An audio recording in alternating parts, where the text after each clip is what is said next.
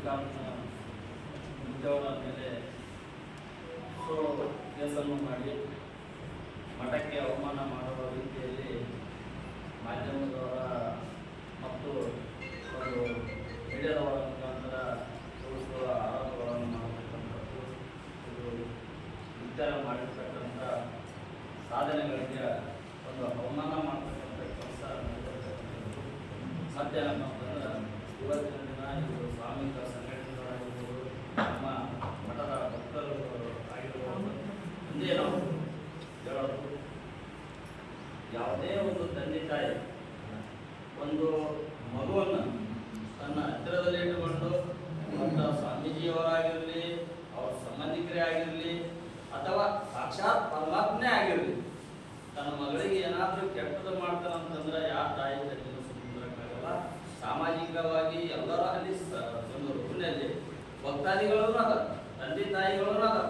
ಅದನ್ನು ಆ ಮಗುವಿಗೆ ಆರಾಮಿಲ್ಲದ ಕಾರಣ ಆ 3-4 ವರ್ಷದಿಂದ ಆ ಮಗು ಅಲ್ಲಿ ಬಂದಲೇ ಆರಾಮಾಗಿರೋದ್ರಿಂದ ಆ ಒಂದು ಹುಟ್ಟಹಬ್ಬ ಇದ್ದ ಕಾರಣ ಆ ಮಗುವನ್ನು ಕರ್ಕೊಂಬಂದು ಹುಟ್ಟಹಬ್ಬ ಮಾಡಿಸಿ ಆ ಹುಡುಗಿ ಮುದ್ದಾಡಿದನ್ನ ತಪ್ಪಂತೆ ಬಿಂಬಿಸ್ತಾರಲ್ಲ. ಆ ಮಗುವಿಗೆ ಆರಾಮಿಲ್ಲಾದಾಗ ಎಲ್ಲ ಹಾಸ್ಪಿಟ್ಲ್ಗಳು ತೋರಿಸ್ಯಾರ, ಎಲ್ಲ ಮಾಡ್ಯಾರ, ಆರಾಮಾಗಿದ್ದರು. ಆ ದುರ್ಗೋಳ ಬಲ್ಲಿ ಬಂದ ಮೇಲೆ ಆರಾಮಾಗ್ಯಾರ ಅಂತ ಹೇಳಿ ಆ ಹುಡುಗಿ ಹುಟ್ಟಹಬ್ಬ ಇದ್ದ ಕಾರಣ ಆ ತಂದೆಗೇಸಿ ಹುಡುಗಿ ಕರ್ಕೊಂಡ್ಬಂದು ಹುಟ್ಟಹಬ್ಬ ಆಚರಣೆ ಮಾಡಿದ್ರು. ಅದು ಹುಟ್ಟಿಗೇಸಿ ಸುಳ್ಳುದನ್ನೇ ಆ ರಂಗ ಇದ್ದಂಗ ಅಂತೇಳಿ ಹೇಳ್ತಾರಲ್ಲ, ಅದೆಲ್ಲ ಸತ್ಯಕ್ಕೆ ದೂರವಾದ ಮಾತು. ಇದನ್ನು ನಾವು ಖಂಡಿಸ್ತೀವಿ. ಮತ್ತೆ 2ನೇ ದಿನದಲ್ಲಿ ಇದನ್ನ ಕೇಸ್ ಸುಳ್ಳು ಅಂತೇಳಿ ಡಿಫೈನಲ್ ಮಾಡಿ ಅದನ್ನು ಮುಕ್ತಿಗೊಳಿಸ್ಬೇಕು. ಒಂದು ವೇಳೆ ಮುಕ್ತಿಗೊಳಿಸಲಿಲ್ಲ ಅಂದ್ರೆ ಮುಂದೆ 2 ದಿನದಲ್ಲಿ ನಮ್ಮ ಜಿಲ್ಲಾದವರಾಗಿರ್ಬೋದು, ಇಡೀ ಕರ್ನಾಟಕ ಒಂದೇ ಒಂದು ತಾಲೂಕಿದ್ದು ಒಂದು ಜಿಲ್ಲಾದ್ದು ಒಂದು ನಮ್ಮ ಕರ್ನಾಟಕದ ಅಷ್ಟೇ ಅಲ್ಲಿ ಬರಂಗಿಲ್ಲ. 4 ರಾಜ್ಯದವರು ಬರ್ತಾರೆ, MLA MP ಗಳು ಬರ್ತಾರೆ, ಅಲ್ಲಿ ಭಕ್ತರ ಎಲ್ಲ ಭಕ್ತಾದಿಗಳು ಬರ್ತಾರೆ.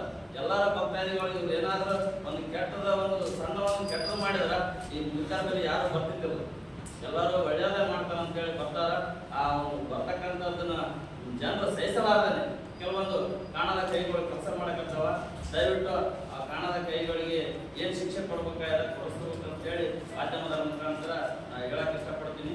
ಮತ್ತೇನಪ್ಪ ಅಂತಂದ್ರೆ ಇವತ್ತೇನು ಅವ್ರು ಯಾರು ನಮ್ಮ ಆಯೋಗದ ಅಧ್ಯಕ್ಷರಾದಾರ ಅವ್ರ ಮೇಲೆ ಏನದ ಇವಾಗ ನಮ್ಮ ಸುರ್ಪುರ ಠಾಣೆಯಲ್ಲಿ ಹೋಗಿ ಕೇಸ್ ದಾಖಲಿಸ್ತೀವಂತ ಈ ಎಲ್ಲ ಸಾಮಾಜಿಕ ಸಂಘಟನೆಗಳು ಮತ್ತು ಸಮಾಜದ ಭಕ್ತರು ಮತ್ತು ಸಾಮೂಹಿಕ ಭಕ್ತರು ಎಲ್ಲರೂ ಸೇರಿ ಸ್ಟೇಷನ್ಗೆ ಹೋಗಿ ಒಂದು ಕಂಪ್ಲೇಂಟ್ ಅವ್ರ ಮೇಲೆ ಮಾಡ್ತೀವಂತ ಈ ಮೂಲಕ ಮಾಧ್ಯಮದ ಮುಂದೆ ಹೇಳ್ತಾ